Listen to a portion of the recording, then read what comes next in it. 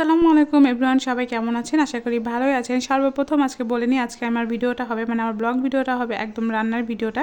আজকে রান্নার প্রথম থেকে শুরু করে নেব, কি করলাম। এখানে কিন্তু নিয়েছিলাম আদা, নিয়েছিলাম রসুন, নিয়েছিলাম তারপরে কাঁচামরিচ, শুকনা মরিচ সব কিছু মিশিয়ে নিয়েছিলাম।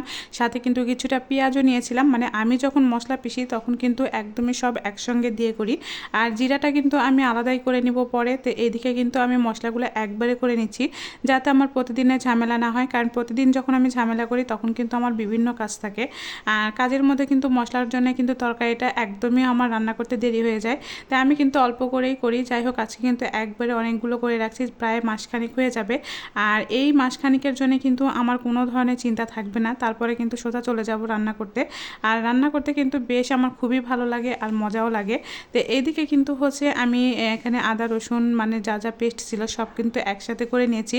প্রায় দেখবেন আমার ভাতের যে রাইসটা থাকে, রাইস কুকারের যে বাটিটা থাকে সেটার প্রায় এক বাটি। তো এখানে একটু সরিষার তেল নিয়ে নিয়েছি, সাথে কিন্তু একটু লবণ নিয়ে ভালো করে আমি মিশিয়ে নিব। কারণ সরিষার তেল আর লবণ দিয়ে যদি আপনি মশলা ভালো করে মিশানো যায়, তাহলে কিন্তু এই মশলাটা যদি আপনি বাইরেও রাখেন তাহলেও কিন্তু অনেক দিন ভালো থাকে। তো যাই হোক, এখন কিন্তু আমি বক্সে বক্সে তুলে রাখবো, ফ্রিজে তুলে রাখবো। আর ডিপে যদি না রাখি তাহলে কিন্তু আমি এতগুলো একদিনে খেতে তো পারবো না, বা মাসখানেকের মতো সময় লাগবে। আমরা মাত্র আমার ফ্যামিলিতে 3 জন মানুষ, তাই চিন্তা করলাম যে এগুলো সম্পূর্ণটাই আগে তুলে রাখবো। তো যাই হোক, এগুলো কিন্তু আমি তুলে রাখছি। তারপরে কিন্তু আমি সোজা চলে যাব রান্না করতে।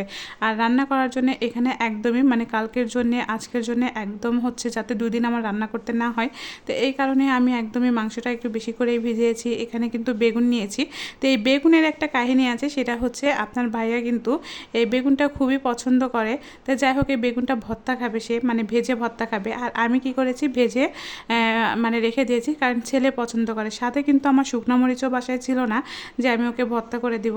আর কাঁচামরিচের ভর্তা আপনার ভাই একদমই খেতে চায় না। তো যাই হোক, আমি এখানে লবণ নিয়েছিলাম, হলুদ নিয়েছিলাম, আর সাথে কিন্তু একটু গুঁড়ামরিচ নিয়েছিলাম, নিয়ে কিন্তু খুবই ভালো করে মাখিয়ে নিচ্ছি। আর আপনি যে কোনো জিনিস যদি মাখিয়ে রেখে দেন না, তাহলে কিন্তু ভাজতে অনেকটা সময় কম লাগে। তো এদিকে কিন্তু আমি বেগুনগুলো খুবই ভালো করে ভেজে নিব। আর একদম লাল লাল না হলে তো আমার ছেলে খায় না। আর মাশাআল্লাহ, আমার রান্না করতে কিন্তু খুব একটা সময় লাগে না। আজকে কিন্তু আমি যে খুব একটা বেশি শেয়ার করব তা কিন্তু না, ছোট্ট একটা ব্লগ ভিডিও। আর আমি গরুর মাংসের ভিডিওটা কিন্তু আজকে দেই নাই, এটা কিন্তু আমি অন্য একটা দিন দিব। আর আমার তো গরুর মাংসের ভিডিও প্রায় আপনারা দেখেন। তো যাই হোক, এদিকে কিন্তু আমি বেগুনগুলো খুবই ভালো করে ভেজে নিয়েছি শুধু তেলে।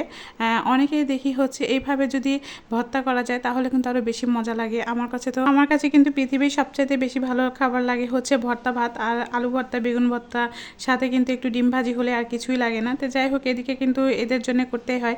আর আজকে শুক্রবারের দিন, তাও চিন্তা করলাম যে একটু ভালো মন্দই কিছু রান্না করি। তো এখানে বেগুন ভাজি দিয়ে দিয়েছি, তারপরে কিন্তু ঢেঁড়স ভাজি দিয়ে দিয়েছি, তারপরে কিন্তু ঢেঁড়স ভাজির পরে কিন্তু আমি মাংসটা রান্না করব। তো এখন কিন্তু ঢেঁড়স ভাজিটাও দিয়ে এখন ঢেঁড়স ভাজিটা ভালো করে ভেজে নিব। আর ঢেঁড়স ভাজি কিন্তু আমাদের বাসার সবারই খুবই পছন্দের। তো এখানে আগে পেঁয়াজ কাঁচামরিচ সবই দিয়ে দিয়েছিলাম, সাথে একটু জিরা ফোড়ন দিয়ে দিয়েছিলাম।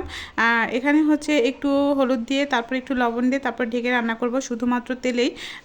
কোনো ধরনের যেন একটু নরম না হয়, এভাবে রান্না করব। তো যাই হোক, আজকে আমার ছোট্ট একটা ব্লগ ভিডিও আপনাদের কেমন লাগলো অবশ্যই কমেন্ট করবেন।